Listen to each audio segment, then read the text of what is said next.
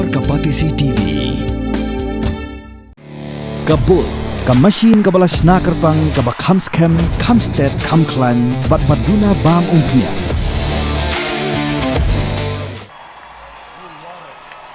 If you're having a good time, say, oh yeah!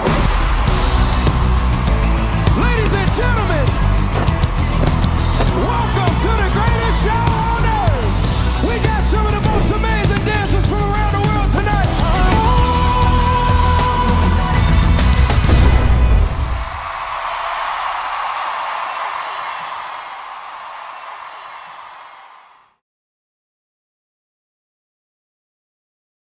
Umintri ka Sorkar jala bakmi ka tanat puli puthi ba Lakmen Rymbui haga khat atri unai wing arajar pausan uliat hu ba ka Sorkar krawat iklat lenti ban Pynduna ka Jingpep Skul Shiteng por jongi khenna hagi kadan puli ke ba shalor bar ulo ongru ba ka tanat puli puthi kan persyang kat bala ban penjanai ru ya ka puli ka puthi haga jala megalaya haga jinga kram ikilar pathai kubor hadi balawai ka jinga lang jonga State Higher Education Council uba Rymbui ulo ong baya ka council la Thaw lingba ka araja khat pra Assembly Act ya ka bala pinim ban ai jingmod ya ka Sorkar jilla ban pet haka bede ba ka jingpen trekam yigi benta ba pher haka puli puthi.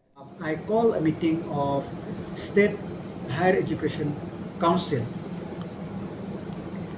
where all the members are present to see how the higher education in the state is performing and what is the way forward. You may recall that as soon as the MDA government took over, we passed an act in the Assembly 2018 that there will be a State Higher Education Council to see and advise the government. Based on the advice of that council, some issues which are implementing, some we could not. But having said that, we have seen since the last MDA 1 that the issue of high dropout in the state of Meghalaya in higher education, it is really a concern. So two issues we have discussed: accessibility. Number one is accessibility. That's why MDA government go out of its way to give so many college at People's College. Now we have a college in Shampong, we have a college in Jaitia, in Kliriat, in Nong Talang, in Mau Plang, in Penursla, in Mau Sumram, now in Rongjen, in Mau Plang 2 college, in fact, and in Rongjen, in Patharkhma, and in Umsnin, we have government or aided, and we have in Dalu or Chopot on so on and so forth. And now we have established also engineering college. We have already started the Captain Williamson Sama University. We have given the accessibility is there now.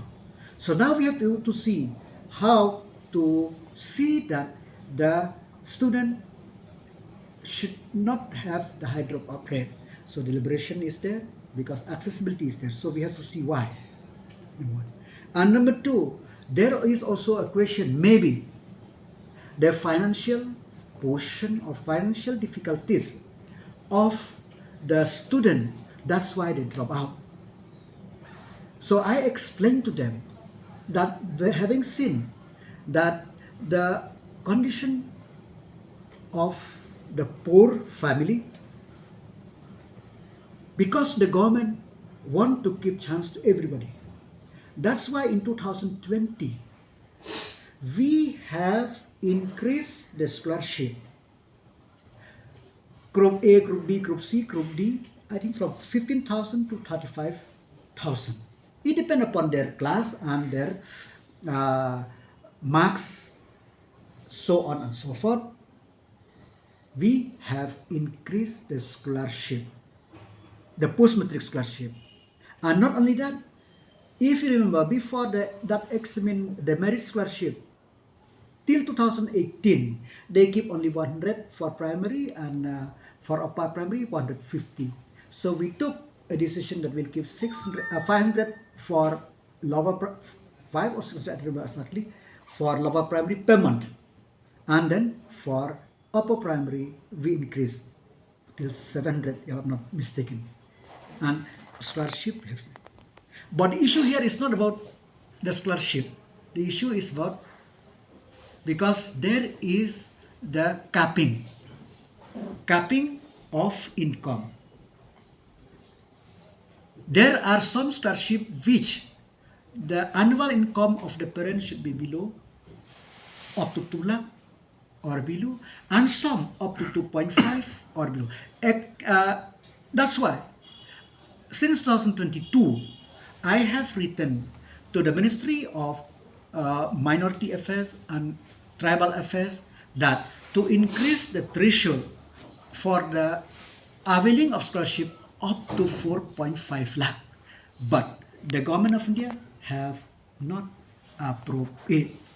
I will follow up with the government of India so that if they increase the threshold, then more of our students, they will be able to avail the scholarship. We have not come to the how much the fund required. The we are working on it. I hope that in the next few days we will able to come up. Then we will see if increase 1 rupee, how much it will cost us.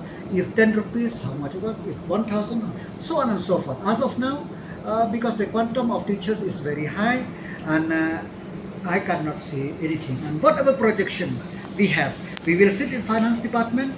We will come to the conclusion how much the government able to bear, because it is not that only to pay to the teachers, that we have to see that medicine in the hospital is there, we have to see the road is there, these are the. So having said that, we have to see the financement, but we'll try to do justice to all section of the people.